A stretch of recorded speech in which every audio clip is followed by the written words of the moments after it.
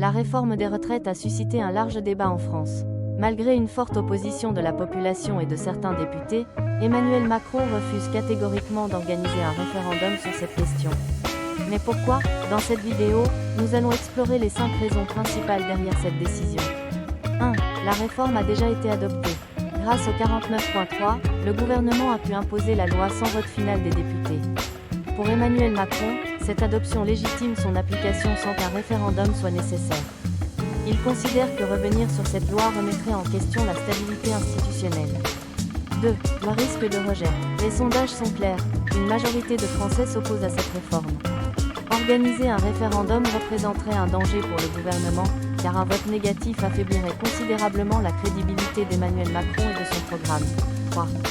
Le coût économique. Macron justifie son refus en expliquant que revenir sur la réforme des retraites aurait des conséquences financières importantes.